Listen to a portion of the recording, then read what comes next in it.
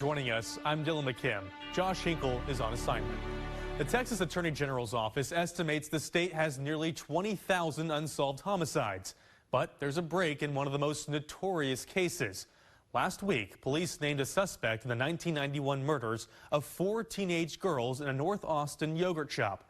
Investigators now say DNA and ballistic evidence links Robert Eugene Brashears to the crime. Detectives call him a serial killer.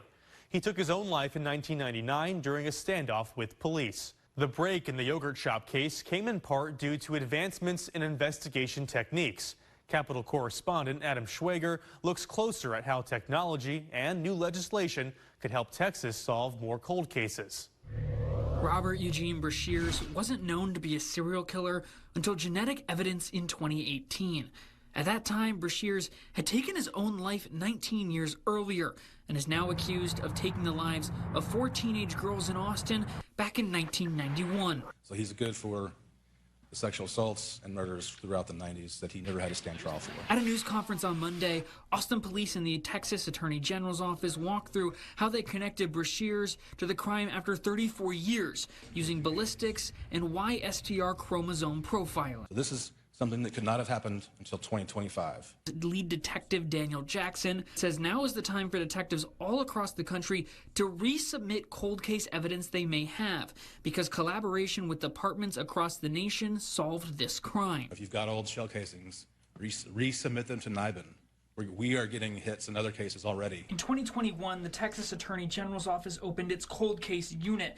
Their work played a key role in this case, and they're not done investigating. As a statewide cold case unit, we will continue to investigate potential unsolved cases that might be related to this suspect. Inspired by the yogurt shop murders, Austin area Congressman McCaul helped author the Homicide Victims Family Rights Act in 2021, which allows families to petition the federal government to reopen a case gone cold for at least 3 years. The sister-in-law of one of the victims still thinks there's room to go. Law enforcement far and near, please hear this. Open the cold case boxes, please. Put the evidence in the databases. Run the rape kits. Do not wait. Do it today. For State of Texas, I'm Adam Schwager. You heard Adam mention legislation by Congressman Michael McCaul to help families affected by cold cases. I sat down with the congressman to get his perspective on the break in the case and how his legislation could help solve other cases. I've met with the families extensively, met with the cold case office and the Attorney General's office and Austin Police on this matter over the years. We were trying to get access to some of these commercial DNA databases. I passed the cold case bill that opens up, families can request a reopening of the case. But I think the bottom line here is to get as much DNA evidence from the state and locals into the national database so that we can make these determinations more quickly. I mean, this took 35 years. I applaud APD for what they have done and the Attorney General's office. But 35 years, you had 2 individuals who were prosecuted who now did not meet the legal requirements of being indicted in that case. And so I do think DNA doesn't lie. I mean, you know, it's not going to lie to you. It's not a forced confession. DNA will tell you the truth in every case. Really glad we had that DNA evidence from Amy, who unfortunately was raped and then shot in the head, and under her fingernails, that evidence that we were able to resubmit to that national database and get a positive hit. It really brings closure to the families and resolves this murder mystery. It's been out there for so many years. And there was ballistics evidence in this case that the detective in this case said we were not able to solve this until 2025 when technology finally caught up. And it was really a call to all the investigators out there in the country, open up those cold cases, see what you can do with this evidence. And that's sort of what your bill does here is because, you know, the biggest advocates for these victims are going to be their families. And that allows them. Have you seen success like this? We have. I mean, this whole cold case national database is starting to be put together starting in August. I would like to advance further legislation to make it a requirement state and locals put this DNA into the national, database so that we can solve these cases more, quickly and for the families too. This has been really hard on the families. I can't imagine. I have 4 daughters. I can't imagine them going through something like this. Sure.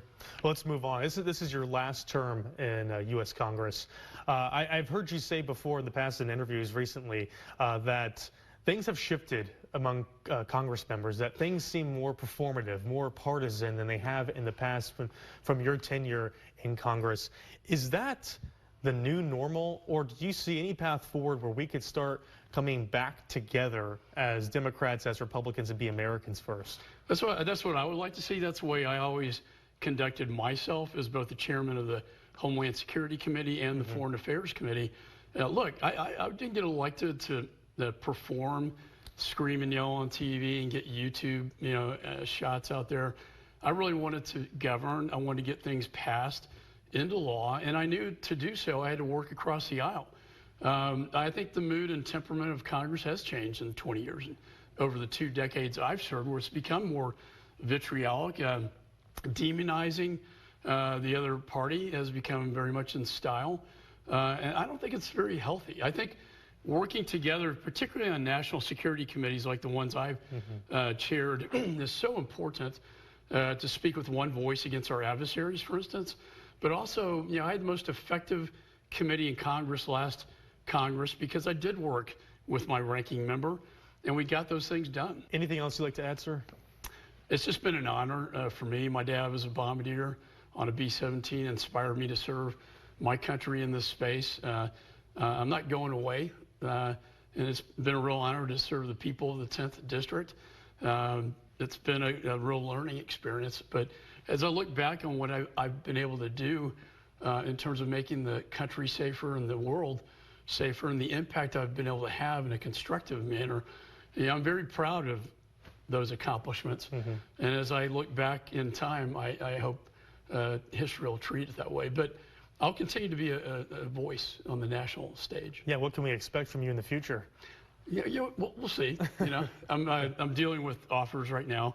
Ethics prohibits me from talking about that kind of stuff. But I always want to stay in the space that I've been in for so long, going back to, Chief of Counterterrorism right here in Austin, U.S. Attorney's Office, Deputy Attorney General for Criminal Justice in the Attorney General's Office. So anyway, it's just been a true honor, and I think it's good to let go of power. It's humbling, but it's also very liberating. There are 4 ways to leave Congress.